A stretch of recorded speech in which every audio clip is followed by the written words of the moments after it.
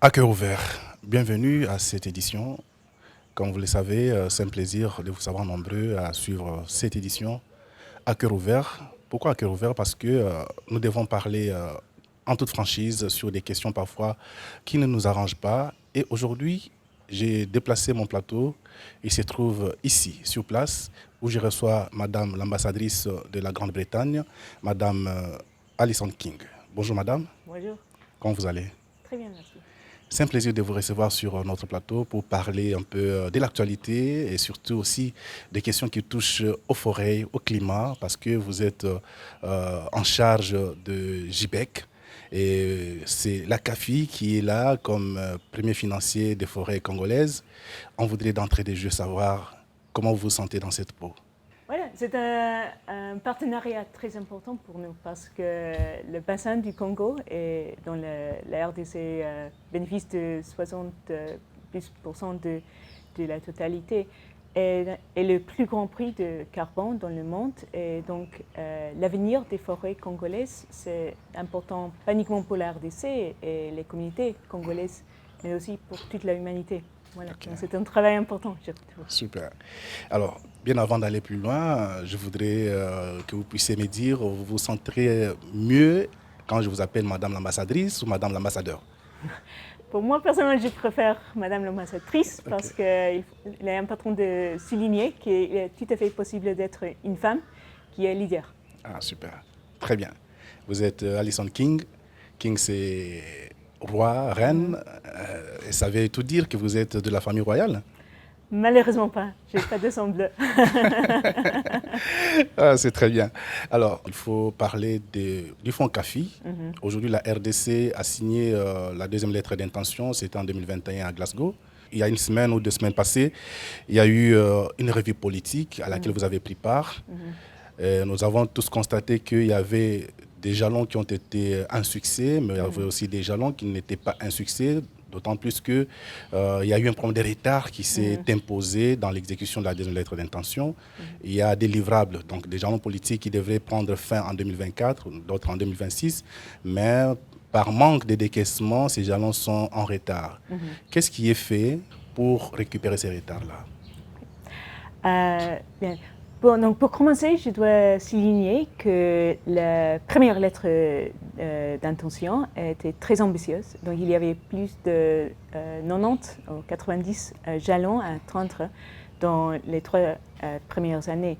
Donc c'est vrai que nous n'avons pas réussi à atteindre tous les jalons, mais ce qu'on peut dire, c'est plus de 50% des jalons sont soit à temps, soit en progrès. Il y a beaucoup de leçons à tirer, certes, mais il y a des réussites, il y a des choses qui ont vraiment représenté le progrès. On peut dire que nous avons l'élaboration de 3 programmes politiques sectoriels dans l'agriculture, l'énergie et le foncier. Il y a la publication de la loi sur la protection des communautés autochtones. Donc il y a des politiques ou des lois qui ont été élaborées, mais aussi les impacts sur terrain. Il y a plus d'un demi-million d'hectares de forêts communautaires qui sont actuellement appuyés par le CAFI. Il y a 160 000 ménages qui maintenant utilisent les foyers améliorés qui peuvent aider aussi à protéger les forêts en diminuant la quantité de charbon de bois qui est utilisé. Donc il y a aussi les résultats concrets. Notre équipe a fait des visites d'évaluation et de suivi et on a vu que vraiment des programmes qui sont appuyés pour le CAFI ont changé les vies. Il y a Patrice, un fermier, qui maintenant a appris les techniques agroforestières pour protéger les forêts, mais aussi pour améliorer son revenu. Il maintenant produit le cacao, le café et l'huile à palme, mais tout en respect pour les forêts. Et maintenant, il est devenu formateur pour les autres fermiers dans la région. Là, c'est dans quelle Donc province? il y a des choses concrètes, réelles. Dans quelle province ce monsieur-là? C'est de province Équateur, si je ne me trompe pas. Oui. Ah, super. Oui. Alors, ma question était justement de savoir, on a connu déjà avec la deuxième lettre d'intention, on a connu du retard, au point que certains livrables qui étaient censés être livrés à temps ne les seront plus. Est-ce qu'il y a-t-il un mécanisme mis en place pour récupérer ces retards? L'important, c'est qu'on tire les leçons, on améliore toujours les procédures, les mécanismes de décaissement, d'approbation de projets, et qu'il y a une sorte d'apprentissage continuel. Donc, ce que je peux dire, c'est que tous les partenaires de l'initiative de CAFI, les gouvernements de la RDC, les bailleurs du fonds, mais aussi les partenaires, les ONG qui mettent en œuvre le projet, et le FONARED, qui est le mécanisme que le gouvernement congolais a décidé de donner les responsabilités. Nous sommes tous engagés pour améliorer, accélérer la mise en œuvre de projets qui rendent vraiment des bénéfices réels pour les forêts et pour les communautés.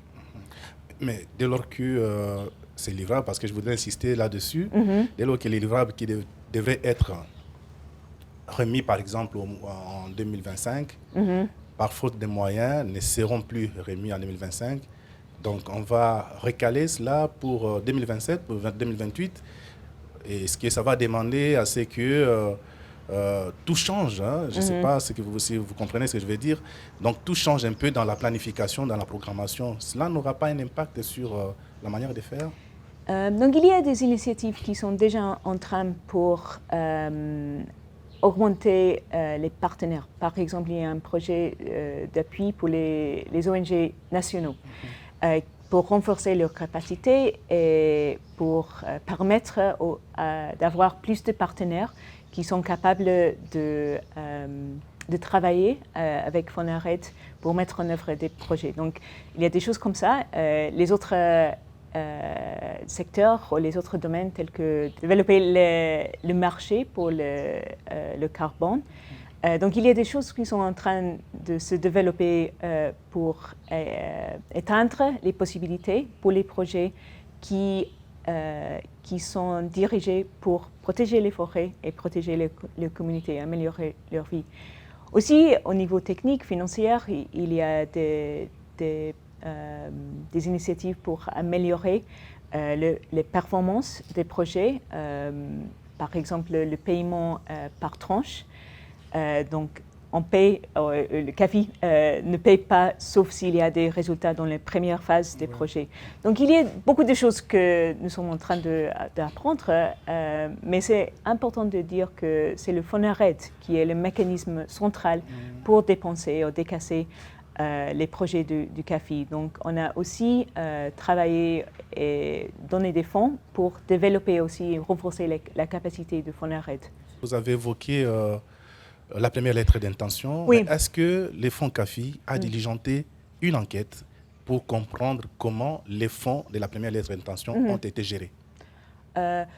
Oui, donc comme j'ai dit, il y a cette revue annuelle qui sera publiée prochainement, qui va démontrer ce qui a été réussite et ce qui n'était pas réussite.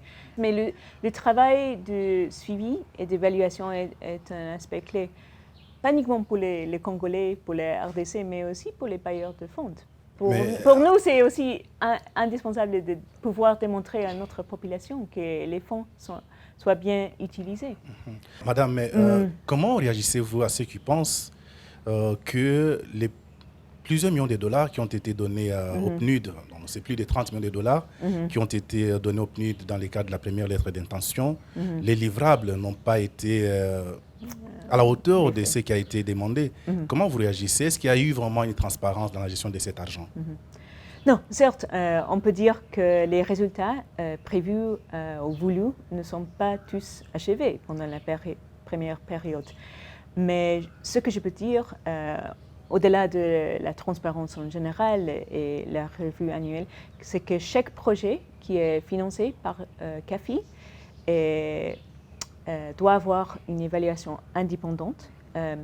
Aussi, il faut dire que l'évaluation de chaque projet est est une responsabilité des organes centrales de FONARED. Donc, ce n'est pas directement les bailleurs de fonds qui dirigent ce travail de suivi et évaluation. C'est la responsabilité primordiale du FONARED, mais que c'est important pour les deux. Hein. Et aussi, on est très conscient que certains projets, certains programmes n'ont pas achevé leurs résultats. Et il y a toujours des processus pour l'amélioration de performance avant qu'on décaisse plus d'argent. Donc pour le programme de PNUD, je crois qu'il y a des choses à achever avant de décaisser la deuxième étape de financement. Mais si vous dites que c'est le FONARED qui doit faire cette évaluation, oui. Moi je me mets un peu dans la peau du FONARED qui reçoit des financements via les PNUD. Est-ce que le FONARED aura vraiment la latitude ou la capacité d'aller contrôler réellement les PNUD? N'est-ce pas peut-être au niveau de la personne qui donne, c'est-à-dire au niveau des CAFI, de contrôler l'argent qui est utilisé par les PNUD que le FONARED?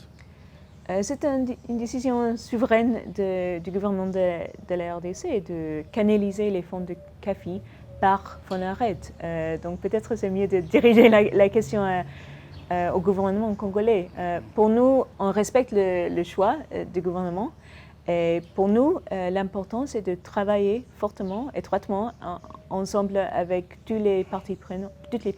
Moi, je suis d'accord avec vous, madame, mais je me dis, le FONARED n'a pas la capacité d'aller contrôler quand même le financement du fonds CAFI donné au PNUD.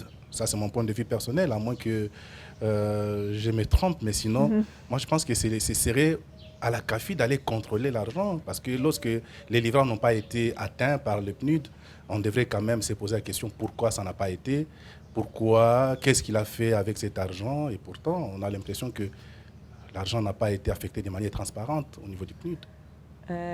S'il y a des suggestions concrètes, on peut faire un suivi. Je sais que les dépenses du PNUD, ouais, c'est une difficulté qu'on trouve régulièrement avec les grands fonds. Et c'est important pour nous que chaque dollar soit bien investi. Donc, je vous assure qu'en général, nous tous comme bailleurs de fonds, nous allons faire des efforts pour améliorer toujours la gestion de fonds. C'est vrai que, en général, l'initiative de CAFI a été très ambitieuse et on a commencé. C'est un nouveau modèle ici en RDC.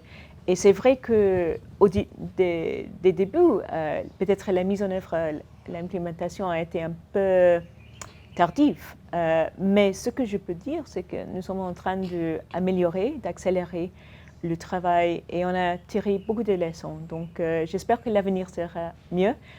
On va être, pas nous, les fonds de CAFI vont être gérés de façon transparente. Et il y a la publication des résultats, il y a le site web, le rapport annuel qui sera aussi publié dans les mois à venir. Donc les choses sont en train, je vous assure. Ok, mais bon, moi je reste un peu sur ma soif, d'autant plus qu'on a constaté que la majorité, par exemple, des organisations internationales ou des agences d'exécution qui ont eu beaucoup d'argent lors de la première lettre d'intention et qui n'ont pas bien travaillé sur le terrain. Là, j'ai cité par exemple les PNUD, je peux ajouter encore l'ANABEL par exemple. On a l'impression que l'ANABEL n'a pas bien fait son travail sur le terrain, surtout dans les cas des périodes.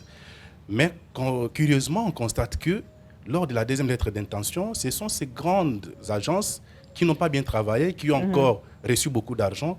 Est-ce qu'on peut penser que CAFI ferme les yeux sur les donateurs? Non, je vous assure, on ne ferme pas les yeux. Comme j'ai dit, pour nous, l'important c'est de bien dépenser et d'avoir les résultats concrets.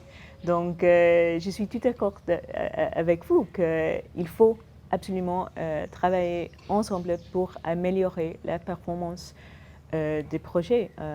Et comme j'ai déjà mentionné, il y a des efforts aussi pour localiser ou nationaliser plus les travaux, donc de renforcer les capacités des ONG, de la société civile congolaise, pour que les les organisations qui sont plus proches aux communautés puissent travailler avec les fonds qui seront dépensés par CAFI dans l'avenir. Donc, comme je ne vais pas dire que le CAFI a eu une performance parfaite pendant ces premières années, premières lettres d'intention, mais en étant en train d'apprendre les leçons et d'améliorer les choses pour que la deuxième lettre d'intention et les résultats soient mieux. Super. On va revenir sur la deuxième lettre d'intention avec les forêts, mais je vais d'abord vous poser la question en tant qu'ambassadrice. Vous êtes à Kinshasa, ça fait 1 année. Vous avez quand même eu le temps de circuler un peu certaines provinces de la RDC. Quelles sont vos réflexions sur les relations diplomatiques entre la Grande-Bretagne et la RDC? Merci. Donc ça a été une année riche dans tous les sens, je crois. J'ai reçu un accueil très chaleureux du peuple congolais et je vois qu'il y a beaucoup de choses qu'on peut faire ensemble. Nous avons la 3e diaspora congolaise en Europe, au Royaume-Uni, et c'est une diaspora dynamique et je veux travailler pour renforcer les liens entre le Royaume-Uni et la RDC. Nous sommes des grands partenaires, nous sommes des amis. Il y a beaucoup d'intérêts communs, pas uniquement dans les domaines du forêt et du changement climatique, mais aussi la santé, l'éducation, le commerce et l'investissement et la résolution de conflits, qui est aussi un sujet brûlant, triste, terrible dans l'est du pays. Exactement. Mais malheureusement, j'ai l'impression que vous n'avez pas encore retenu quelques mots en lingala, en swahili. Motina Bissou. Voilà. Mais j'ai travaillé avec Duolingo, l'appli de Duolingo pour le Swahili, parce que je parle arabe. Donc il y a beaucoup de mots en certains Swahili. mots en swahili viennent de Mais l'arabe. voilà, il y a 400 langues ici en RDC. Aussi pour une Britannique de parler en français, c'est déjà un effort. Félicitations déjà. C'est pas très facile, hein? Ça c'est vrai. Oui, mais la diversité, la richesse de la culture congolaise, la musique congolaise, les arts congolaises, non, c'est vraiment magnifique. Et je crois qu'il est important de pouvoir partager cette richesse culturelle aussi avec le monde. Oui, ça c'est vrai. Mais alors, comment vous décrivez les rôles de la Grande-Bretagne en RDC? Donc, pour moi, la RDC et le Royaume-Uni ne se connaissent pas assez bien. Et globalement, mon objectif, c'est de développer la connaissance mutuelle pour découvrir les efforts gagnants-gagnants pour les deux pays, les deux peuples.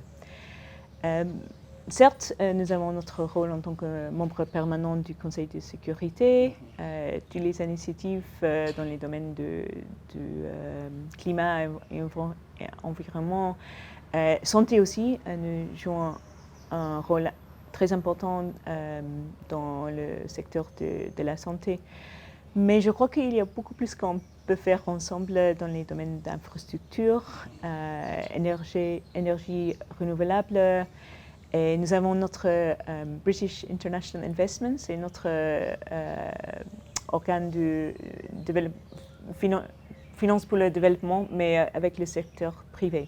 Et pour moi, c'est très important aussi d'attirer le secteur privé ici, parce que même si cette année nous doublons notre aide bilatérale, ce n'est pas à travers l'assistance bilatérale que les pays se développent. C'est à travers le secteur privé et les efforts des Congolais eux-mêmes. Donc notre rôle est plutôt d'accompagnement, mais c'est important pour l'humanité et que le pays se développe et que les conditions de vie pour beaucoup de Congolais s'améliorent. Est-ce que vous avez un mécanisme particulier pour pouvoir aider le secteur privé à pouvoir accéder à vos financements? Donc il y a 2 ou 3 choses, je veux dire. Quelques aspects sont les responsabilités du gouvernement congolais de travailler pour améliorer le climat des affaires, et la parafiscalité, les choses comme ça. Et je sais que le gouvernement, et j'espère que le nouveau gouvernement aussi sera très engagé à cet égard. Pour nous aussi, c'est de présenter les opportunités ici en RDC au secteur privé britannique. Et il y a 15 jours, nous avions reçu une délégation commerciale très forte avec l'envoyé spécial du Premier ministre britannique et avec une trentaine d'entreprises britanniques pour voir quelles sont les possibilités ici en RDC.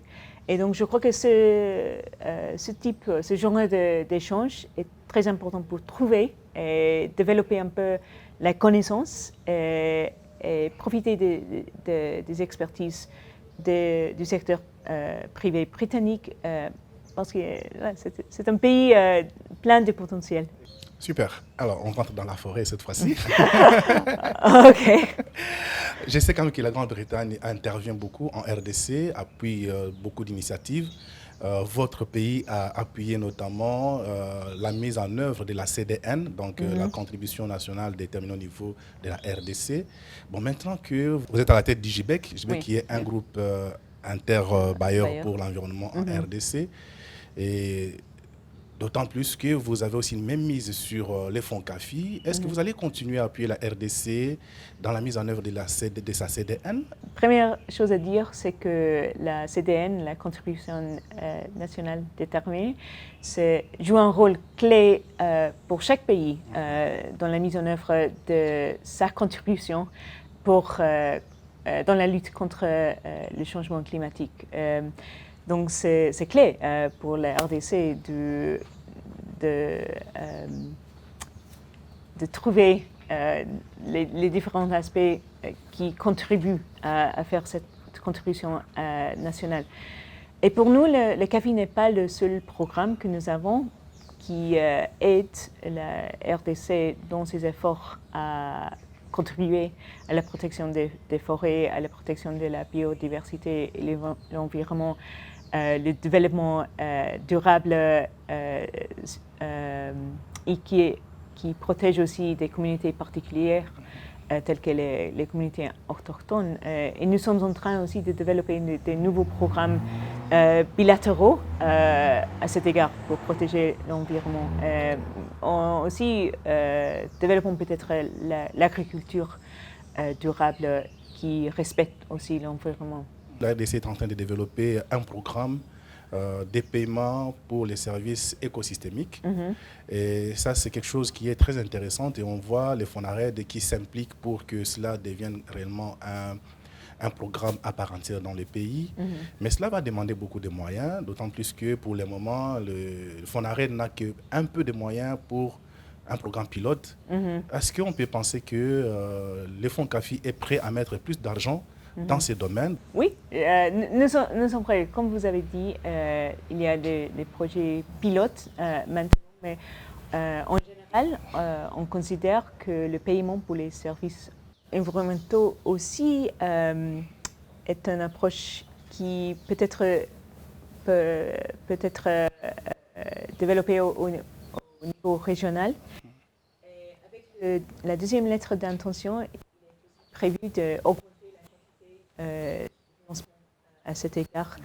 Mais il sera aussi important de démontrer que cette approche ait des bénéfices, pas uniquement pour les forêts, mais aussi pour les populations. Donc la bonne gestion est très importante, la bonne gouvernance pour attirer beaucoup de financements additionnels. Le financement de la seconde lettre d'intention a attiré beaucoup d'acteurs, surtout on a vu l'arrivée de beaucoup d'organisations nationales, des ONG nationales et aussi d'autres acteurs du secteur privé qui sont intéressés par ces financements. C'est un défi qui s'annonce, les défis de l'évaluation des différents mécanismes qui seront mis en place par-ci, par-là. Est-ce que vous pensez à mettre en place une initiative qui va mettre ensemble tous ces acteurs, toutes ces parties prenantes pour partager par exemple leurs expériences de terrain, partager des leçons tirées des terrains? Est-ce que vous y pensez quand même? C'était une bonne idée. On est toujours en recherche des mécanismes pour améliorer le travail de suivi, d'évaluation, de partage, d'échange, parce qu'il faut accélérer la mise en œuvre des projets pour appuyer l'environnement et les communautés et le développement durable. Donc à cet égard, il faut piloter, tester beaucoup d'approches, beaucoup d'initiatives et voir dans ce contexte particulier quelles sont les initiatives, les projets qui connaissent de la réussite, quelles sont les leçons à tirer. Donc c'est essentiel à mon avis. Et on est prêt à travailler avec le FONARED et avec les autres partenaires pour voir comment améliorer aussi Parce que par le passé, il y avait l'organisation de l'Institut, l'Université RED, qui était un cadre d'échange sur les résultats des PIRED et tout ce qui se faisait dans les passés. Je pense peut-être que ce serait aussi intéressant d'avoir quelque chose dans ce sens-là, qui permettrait peut-être pendant 2-3 jours aux partenaires de pouvoir diffuser les résultats des terrains, partager leur expérience. Voilà, je pense peut-être que c'est... Ok, on peut proposer ça, cette idée aux collègues de FONARED. Super. Alors, mais parce que vous êtes une femme et vous êtes à la tête de l'ambassade, vous êtes aussi à la tête des financements CAFI, je peux dire ça comme ça. Quelle est la place qu'occupe la femme dans les financements CAFI, surtout en RDC, que vous avez eu un autre regard de la femme par rapport à l'accès au financement CAFI? Mais même si j'étais homme, j'espère que même un homme ambassadeur va dire que les femmes et les filles jouent un rôle essentiel à cet égard et dans le développement durable en général. Alors, il y a des exemples que je peux dire que mon équipe a visité sur terrain, des femmes qui ont développé les foyers améliorés qui réduisent la consommation de charbon de bois. Et maintenant, une femme, Bella, a une fabrique pour produire ces foyers améliorés, qui réduisent aussi le travail quotidien de chaque femme qui doit aller chercher le bois.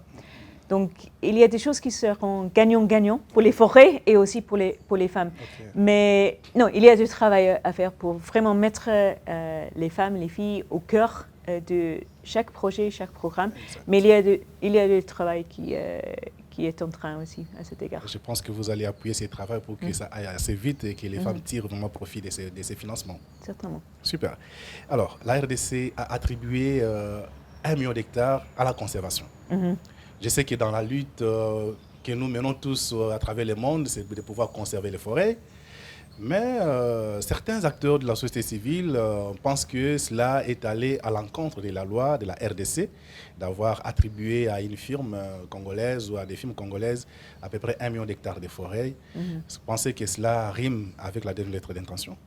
Okay. En général, on peut dire que les objectifs sont importants, mais aussi le comment c'est important. Donc, certainement, la conservation des aires protégées est essentielle et joue un rôle important dans la protection du puits de carbone, du bassin de Congo.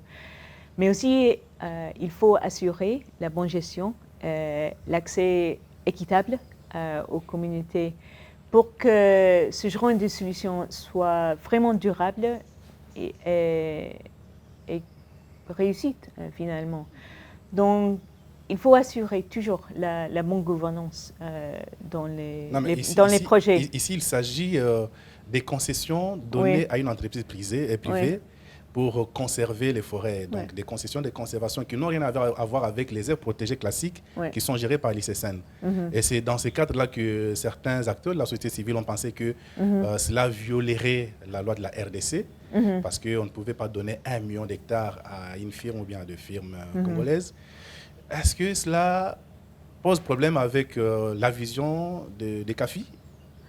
En général, la vision du CAFI, c'est d'avoir des résultats à travers la consultation et la participation de toutes les communautés, toutes les parties prenantes.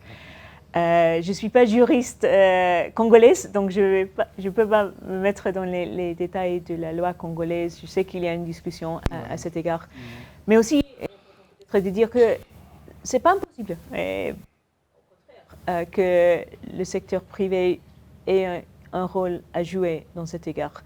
Donc, je crois que la lutte contre le changement climatique est une bataille pour tous les secteurs, soit société civile, soit secteur privé, soit gouvernement. Donc, il est essentiel qu'on travaille ensemble. Et le Fonds CAFI peut aussi mettre de l'argent dans la conservation, comme c'est le cas ici. Donc, des concessions des particuliers qui ont besoin de financement pour conserver. Vous êtes prêt aussi à mettre de l'argent dedans? C'est une question peut-être à poser à Fonared, mais ce n'est pas exclu. L'important, ce sont les résultats. Super. Alors, je suis en train de chuter. Avant-dernière question. La RDC a l'évolution d'exploiter du pétrole. Quand même, on a besoin de réduire la pauvreté, on a besoin de se développer. Bref, on a besoin quand même de mobiliser beaucoup d'argent et tout ça. Et cela a créé quand même beaucoup de frustrations à gauche, à droite. Certains bailleurs de fonds ont même menacé d'arrêter leur financement. Voilà. Est-ce que c'est aussi le cas pour le Fonds CAFI? Quelle est votre appréciation de cette question de l'exploitation pétrolière? Donc, la RDC est un pays souverain. Et comment développer ou profiter des ressources naturelles dont elle bénéficie, c'est une décision pour le gouvernement. Mais ce qu'on peut dire, c'est que le gouvernement s'est engagé à développer ces ressources de façon durable et en protégeant l'environnement et aussi les populations. Donc, la RDC aussi profite de beaucoup de choses, dont l'énergie renouvelable verte propre. Et je crois qu'avec le grand projet de Grand Inga, il y a des possibilités qui seront peut-être plus propices pour la RDC et pour la population de la RDC. C'est un projet qui n'a toujours pas de financement. Il n'y a personne qui veut s'engager dedans. La Banque mondiale est très, très engagée à la demande du chef de l'État. Donc, je crois qu'il y a des grands efforts pour revitaliser et trouver comment financer un projet de telle ampleur. Donc, pour nous, c'est une décision souveraine de la RDC, mais je vois qu'il y a des autres chemins qui peuvent être mieux pour le développement durable du pays. Que l'exploitation du pétrole. On est en train d'une transition énergétique et la RDC est un pays solution. Alors, madame, cette émission s'appelle À cœur ouvert. Je vais vous poser une question, c'est la toute dernière, et vous allez me répondre à cœur ouvert. En tant que JBEC, êtes-vous satisfait de votre collaboration avec le gouvernement congolais à travers le ministère de l'Environnement? Donc, le JBEC est un groupe interpayeur de fonds pour les fonds dédiés au climat. Il y a plusieurs autres groupes interpayeurs qui travaillent avec le gouvernement et avec les autres partenaires dans plusieurs domaines, dans la santé, l'éducation, l'infrastructure. Pour moi, ce que je peux dire pendant ma première année ici, c'est que nous avons un bon dialogue avec le gouvernement congolais. Et Madame la ministre de l'Environnement a participé avec nous dans l'évaluation des résultats et dans la revue annuelle du projet du CAFI. Et c'est vrai que certainement il y a des opinions différentes parfois, mais c'est tout à fait normal. Et c'est notre ferme compréhension que c'est à travers le dialogue, c'est à travers la consultation qu'on peut trouver des meilleures solutions qui respectent la souveraineté de la RDC, qui riment peut-être avec les besoins des communautés, mais aussi avec notre structure en tant que bailleur de fonds. Donc, c'est bien d'avoir un peu de diversité, je peux dire. Et c'est tout à fait normal. Et on va continuer le dialogue et on est tout à fait prêt en tant que JPEG de travailler avec le nouveau gouvernement dès qu'il est formé. Très bien. Merci beaucoup pour Merci votre sincérité. Par ailleurs, c'est la fin de cette émission. Est-ce que vous avez un message particulier adressé aux Congolais qui vous suivent? Donc, c'est-à-dire que vous êtes un pays vraiment riche, vraiment important pour le monde, et pour dire que nous, en tant que Royaume-Uni, mais je crois, je peux dire aussi avec les partenaires du CAFI, nous sommes vraiment engagés, ouverts à travailler avec vous pour accélérer la protection des forêts congolaises et aussi améliorer les conditions de vie de la population qui habite dans les forêts. Merci. Madame Allison, merci d'avoir accepté notre invitation. Merci à vous. C'est par ici que nous mettons un point final à cette édition et nous vous fixons rendez-vous prochainement avec un nouvel invité. D'ici là, portez-vous bien et à la prochaine.